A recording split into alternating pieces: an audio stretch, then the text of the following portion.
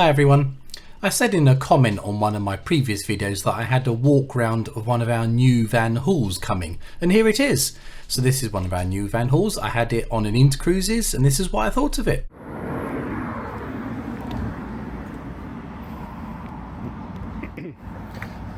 Okay folks, we have here a brand new VanHool. It's a 25 plate. You can see there YG25JYH. I will double check what it is. They normally say on the side what actual model it is. I'm sure someone will tell me, but I'll just check. Anyway, so this is the view up the entrance. The decent wide steps are quite shallow. We'll come back to the driver's cab in a minute. This is a view down the main cabin of the vehicle. You have to excuse all my crud on the front seats. But as you can see, so the standout thing for this coach particularly is the passenger spec. Got these really nice diamond leather effect seats with the extra sides here, which are really nice. We've got USB sockets under there, and obviously the fire extinguisher because we're in the first row.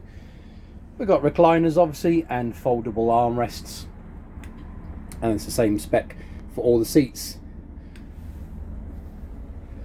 So we've got the wheelchair space here open because it's Intercruise, and we tend to just spec it that way just in case we have passengers that need it.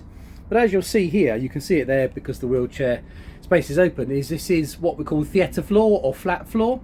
So same as the National Express coaches have. So there's no step. You'll remember the Mercs and quite a lot of the other coaches have a central aisle and a step up to the sides. So this doesn't have that. It's what we call theatre floor. What that does is it makes the cabin area feel really quite spacey and roomy.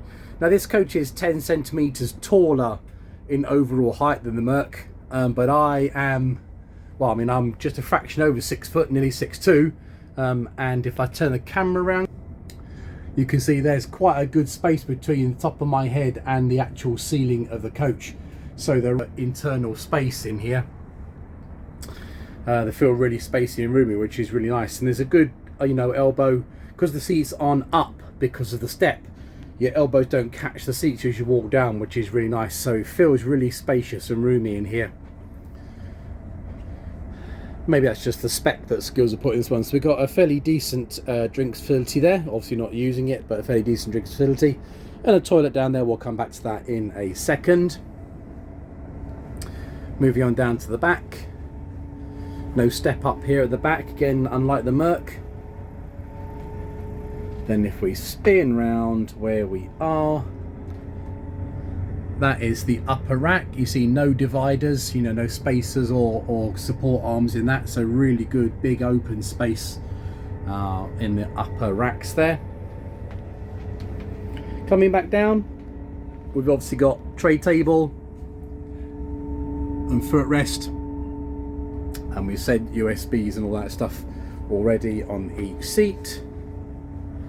So the passenger spec in this vehicle is really quite nice, Toilet. Okay, now I have driven older VanHools, and the bigger VanHools particularly have got really spacious, quite big toilets.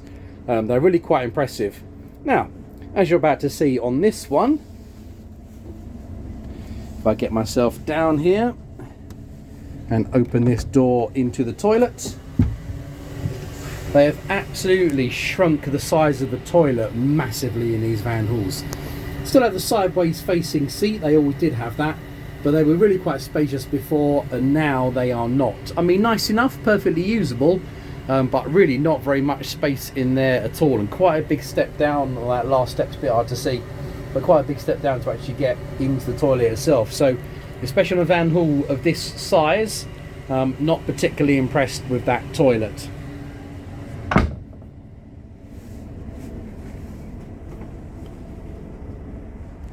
Coming back down, we obviously got a screen halfway down and a screen here at the front. So we've got a full multimedia system. There's a couple of steps at the front here, it's just the way they've designed it, but none of them are particularly tall, so all good. And then we're into the driver's cab area. You have to excuse my tie sitting on there. So driver's cab area, and as I said, I've driven VanHools before. It's very VanHool in here. And again, for a brand new vehicle of this size and this spec, not particularly impressed with the layout of the cab. Now, you guys know me, I'm definitely a Merc man, and therefore I will always prefer that layout and stuff of a cab. But even still, you'd expect they would design this, you know, really with a lot of driver thought in mind, and it feels like they haven't. Maybe they have. It just feels to me a bit like they haven't.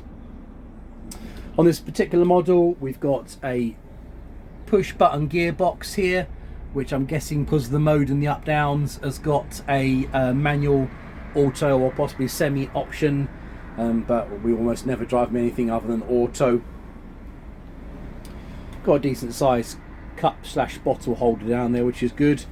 Right, coming down to the first panel down the bottom here, and now I will tell you now that I've not worked out all of the controls in this vehicle. This is literally the first time I've driven it, so I've not managed to work it all out. But we've got a 24 volt and a couple of USBs, a couple of switches there for, I'm guessing, the lights side, you know, external lights probably, and something to do with fire suppression on the other one, not entirely sure. The e-dispatcher as part of the AC system, probably heating and cooling. Got the tacho, that's nothing exciting. We've got a WC dump button and a turn off reversing horn. DVD player, probably something to do with cameras and the wheelchair power. And then tacho, I said tacho down here, didn't I? And I meant Hanover destination blind, sorry. Coming up to the top here, we've got front and rear door controls for multimedia again, and the multimedia screen itself. Up here we've got a whole brake. Can't even think, my brain's gone. What are those? Hazard warning lights, there we go. The battery master, the switch to turn on the trolley dolly, not that I call that anymore these days, but servery assistant, and then the WC toilet switch, turn it on. Coming up onto the steering wheel, this is I've noticed the same steering wheel as you'd get in an Irizar, so I don't know if that's a Scania chassis thing or not, but just a couple of volume and stuff phone controls on the left. More importantly, the cruise and limiter controls on the right. Now, while I'm here, drivers amongst you, this has oh goodness me, my brain has really gone today. This has got adaptive cruise control, and I don't mind adaptive cruise control, but I don't like it personally, and I don't use it. But it appears you can't turn the adaptive cruise control off on this vehicle. You can set the sensor limit down to the minimum, but you don't appear to be able to turn it off. And as I say, these are the same steering controls you should get in our Irizars, our i6s, and in those you can turn it off. You can just turn that sensor distance all the way down to 0 and effectively turns it off, and it gives you just standard cruise control as opposed to adaptive. Don't appear to be able to do that in this one, and I find that somewhat frustrating, but maybe that's just me. If you know how to do it, please tell me. So retarder lever, and then just turn indicators and horn and wipers, nothing exciting there. Dash screen area, if I can sit in the seat without killing myself. Have to excuse my bits and pieces here. I don't particularly find the driver storage on this vehicle very good, but anyway, just the usual array of lights. Coming across to the side panel, get my charger cable out of the way. You've got retarder and various controls there, up and down for the ferry lift and the kneel, blinds, you know, more safety systems, the rear wheel lift if you need it, cab lights, passenger lights, all that kind of stuff. Just the main headlights, handbrake, and then the famous, as all you drivers will know, VanHool jog control wheel, which pretty much seems to control pretty much everything else that's not got a switch on the dash here, which in essence is a good idea. I kind of see why they've done it, but you really need to know the menus very well in order to not spend more time looking down at the dash trying to work out what's going on as opposed to looking at the road. And that is not just things that you would control when you're stopped, but things you want while you're moving along as well. So not, again, it's okay, but just I don't think it's the best design really. That's just a multi-direction push wheel kind of stuff thing going on. A couple of emergency switches, and then pretty much the only other, apart from the one on the other side, is this cubby hole here for drivers. So no real sensible place to put sunglasses, glasses case, so you can obviously put a bottle in there. But yeah, I'm not particularly impressed with that. Driver's seat, armrest with the switch control for the microphone, and then the actual driver's, oh no, they're this side. The actual driver's controls for the seat are, oh, catch the horn, do that all the time on these, down there. Okay, so that's a bit of a tour around this brand new VanHool. Doesn't even say inside here what model it is. I'm gonna have to look that up, and I'll put it on screen probably. But anyway, so definitely the standout feature in here is the passenger passenger compartment. Now, of course, Skills may have spec'd it exactly like this deliberately. I don't know if it's an off-the-shelf one or not. Sure, someone can tell me. But yeah, in terms of passenger, it's really good. Apart from the toilet's a little bit small, but in terms of passenger, say, feels really nice and airy and open and spacious in here, which is really nice. But just for me as a driver, somewhat let down by some of the driver controls and positioning and stuff. Not particularly impressed with that. Maybe it's just me. Maybe I haven't found out how to, you know, switch it or turn it or could set it up how I want it. As I say, it's the first time I've driven this vehicle today. I've driven VanHools before, but not this particular one. Obviously, being new, it's got a more complicated menu system.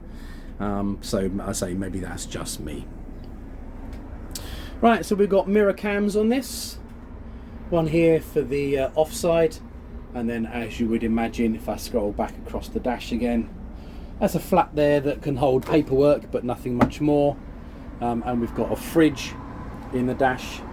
And then over on this side, just a couple of controls for the lockers and stuff like that. And then the mirror cam on this side. Now, mirror cams. I have driven buses with mirror cams before, but not for a little while. A little while ago, since I drove a mirror cam vehicle. What are they like? They're okay. There's nothing wrong with them. Obviously, in this shot, I think you can see more of the cars outside than you can in mirror cam, but it's there in the middle. Yeah, they're okay. Nothing special. I mean, yeah. So I mean, I'm not entirely sure that I think they're a massive improvement on standard overhanging mirrors. I mean, hard to know really. I mean, if I can, I don't know if you can see it. I can show you from the inside what the cam actually looks like. Got a bit of reflection there, a bit too much reflection to see, but I'll go around the outside and take a photo. That mirror cam sticks out, I reckon, probably a good maybe 8 to 10 inches out the side of the vehicle, in a location that's not particularly easy to see from the driver's seat. And I think that's actually a bit of a design flaw, really. It means that the driver can't necessarily easily see where those mirror cam units are, which means they're much more likely to get twonked on something, a tree branch or a wall or whatever, because you really just can't see them. They're quite high up. The mirror cam screens themselves, I mean, there's nothing they can do about position really. They've got to go on the posts, and there's not really much choice about that. But I found, especially this one on the near side here, is actually quite a long way further to the left than obviously the front overhanging mirror. So you find yourself turning your head left and right a lot more than you do with the mirrors in order to see the screens. Haven't driven in the dark yet, so I don't know what they're like in the dark. I don't know how good they are. We'll have to see if I drive this again in the dark. But overall, I mean, it should in theory be a perfectly capable machine. I think very much built and spec'd out for touring as opposed to day work, although of course with the big lockers, these do work on intercruises from a luggage point of view very well, and obviously the passenger spec is good. I mean, if you're a VanHool man, I'm sure it's a lovely vehicle, but as you guys know, I'm a Merc man, and it's okay. I'd say it's okay, but certainly nothing special, unfortunately. I thought I'd put up my camera and just record the actual screen of the offside mirror cam just to show you what it looks like. Here's not the whole run down to the port, but just a few excerpts showing some stuff that you can see on the screen.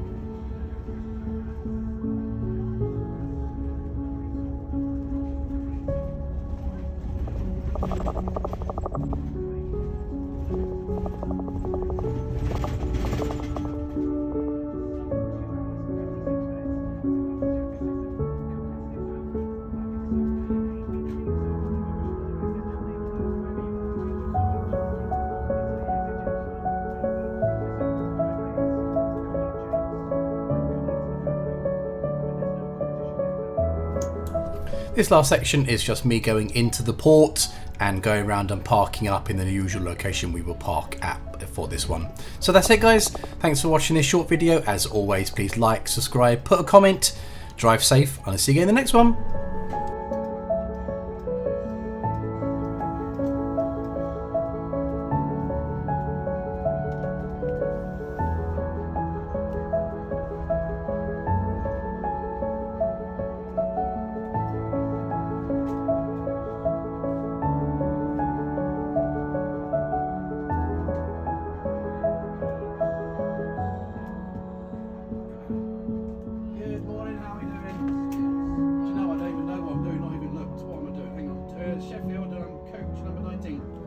Yes. 29, thank you very much.